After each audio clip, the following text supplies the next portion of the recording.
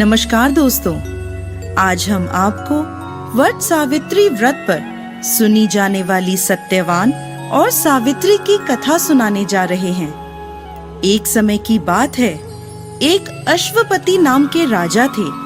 उनकी कोई संतान नहीं थी। राजा ने संतान प्राप्ति के लिए अनेकों यज्ञ किए, जिसके फलस्वरूप उन्हें एक तेजस्वी कन्या की प्राप्ति हुई।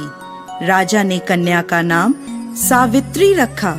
समय बीतता गया और सावित्री विवाह योग्य हो गई।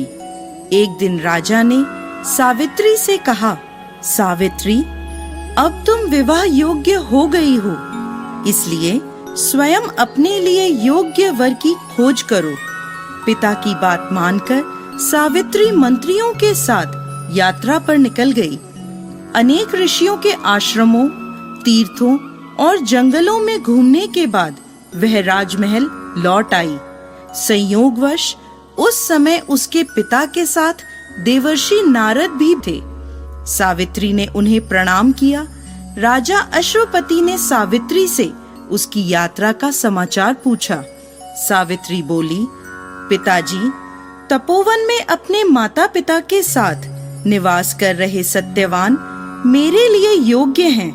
मैंने मन से उन्हें अपना पति चुना है। सावित्री की बात सुनकर देवर्षि नारद चौंक उठे और बोले, राजन, सावित्री ने तो बहुत बड़ी भूल कर दी है। यह सुन अश्वपति चिंतित हो गए और बोले, हे देवर्षि, सत्यवान में ऐसा कौन सा अवगुण है? इस पर नारद जी ने कहा, राजन, सत्यवान के पिता शत्रुओं के द्वारा राज्य से वंचित कर दिए गए हैं। वह वन में तपस्वी जीवन व्यतीत कर रहे हैं और अपनी दृष्टि खो चुके हैं। राजन, सबसे बड़ी कमी यह है कि सत्यवान अल्पायु है। 12 वर्ष की आयु में से अब उसके पास केवल 1 वर्ष की आयु शेष रह गई है। नारद जी की बात सुनकर अश्वपति ने सावित्री को समझाया कि वह किसी दूसरे उत्तम गुणों वाले पुरुष को अपने पति के रूप में चुन ले। सावित्री बोली, पिताजी, नारी अपने जीवन में केवल एक ही पति का वर्ण करती है। अब चाहे जो भी हो, मैं किसी दूसरे को अपने पति के रूप में स्वीकार नहीं कर सकती। पुत्री की हट के आगे पिता विवश हो गए और सावित्री का सत्यवान के साथ पूरे विधि विधान से विवाह करा दिया गया।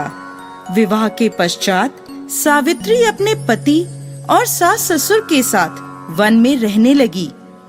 जैसे जैसे समय बीतता जा रहा था, सावित्री के मन का भय बढ़ता जा रहा था। नारद जी के कहे अनुसार जब उसके पति की आयु मात्र 4 दिन बची, तब सावित्री ने 3 दिन पहले से व्रत रखना प्रारंभ कर दिया। अंततः वह दिन भी आ पहुंचा जब सत्यवान की मृत्यु निश्चित थी। चौथे दिन जब सत्यवान लकड़ियां लेने वन को जाने लगा, तब सावित्री बोली, हे नाथ, मैं भी आपके साथ वन को चलूंगी। सत्यवान के मना करने पर भी वह सास ससुर की आज्ञा लेकर अपने पति के साथ वन को चली गई। वन में सत्यवान ने जैसे ही पेड़ से लकड़ी काटना शुरू करा, उसके सर में असहनीय पीड़ा होने लगी और वह पेड़ से उतर गया। सावित्री समझ गई कि उसके पति का अंत समय निकट है, अतः उसने अपने पति का सर अपनी गोद में रख लिया। लेटने पर सत्यवान अचेत हो गया। सावित्री चुपचाप आंसू बहाती ईश्वर से प्रार्थना करने लगी। तभी उसे लाल वस्त्र पहने भयंकर आकृति वाला एक पुरुष दिखाई दिया। वह साक्षात यमराज थे। सावित्री बोली, महाराज, आप कौन हैं? यमराज ने उत्तर दिया, सावित्री, मैं यमराज हूँ और तुम्हारे पति के प्राण हरने आया हूँ। सावित्री बोली, प्रभु, सांसारिक प्राणियों को लेने तो आपके दूत आते हैं, क्या कारण है कि आज आपको स्वयं आना पड़ा? यमराज ने उत्तर दिया, सावित्री, सत्यवान धर्मात्मा तथा गुणों का सागर है। मेरे दूत इन्हें ले जाने के योग्य नहीं हैं, इसलिए मुझे स्वयं आना पड़ा। ऐसा कहकर यमराज ने सत्यवान के शरीर से प्राणों को निकाला और उसे लेकर वह दक्षिण दिशा की ओर यमलोक को जाने लगे। सावित्री भी उनके पीछे पीछे चल दी। सावित्री को अपने पीछे आता देख यमराज बोले, सावित्री, तुम मेरे पीछे कहाँ आ रही हो? सावित्री बोली, मेरे पति जहाँ जाएंगे मैं भी वहीं जाऊंगी, यही मेरा धर्म है। यमराज के बहुत समझाने पर भी सावित्री नहीं मानी।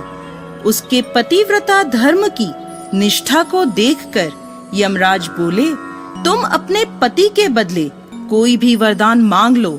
सावित्री ने अपने दृष्टिहीन सास ससुर की आंखें मांगी और यमराज ने तथास्तु कहा और आगे चले। फिर से सावित्री उनके पीछे पीछे चल दी।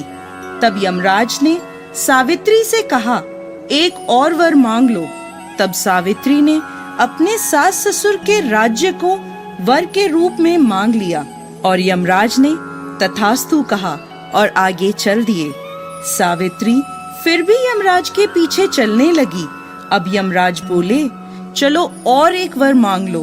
तब सावित्री ने अपने पिता के लिए 100 पुत्रों का वरदान मांगा। यमराज ने तथास्तु कहकर सावित्री को वापस लौटने को कहा, लेकिन सावित्री नहीं मानी और फिर उनके पीछे चल दी। अब यमराज बोले, सावित्री, तुम मुझसे अपने पति के प्राणों के अलावा कोई भी वरदान मांग लो। तब सावित्री ने वर मांगा कि उसके सत्यवान से 100 पुत्र प्राप्त हों। इस बार भी यमराज तथास्तु कहकर आगे बढ़ने लगे, परंतु सावित्री फिर उनके पीछे चल दी। अब यमराज बोले, मैंने तुम्हें सभी मनवांछित वर दे दिए, अब तुम लौट जाओ। तब सावित्री बोली, महाराज, आपने मुझे सत्यवान से 100 यशस्वी पुत्रों का वरदान दिया है और सत्यवान के बिना पुत्र कैसे संभव होगा? ऐसा कहकर सावित्री ने यमराज को उलझन में डाल दिया। तब यमराज बोले, सावित्री, मैं तुम्हारी पतिव्रता धर्म से प्रसन्न होकर सत्यवान के प्राण छोड़ रहा हूँ और साथ साथ तुम्हें आशीर्वाद देता हूँ कि तुम्हारी यह कहानी युगों युगों तक सुनाई जाएगी। यह कहकर यमराज ने सत्यवान के प्राण छोड़ दिए और यमलोक को लौट गए। तब सत्यवान और सावित्री अपनी कुटिया में पहुँचे। वहाँ उनके माता पिता की आंखों की दृष्टि भी लौट आई थी और उन्हें अपना खोया हुआ राज्य पुनः मिल गया था। दोस्तों, यह थी वट सावित्री की व्रत कथा। यह व्रत करने और कथा सुनने से विवाहित स्त्रियों के जीवन के सभी दुख दूर होते हैं और उनके पति को लंबी आयु मिलती है।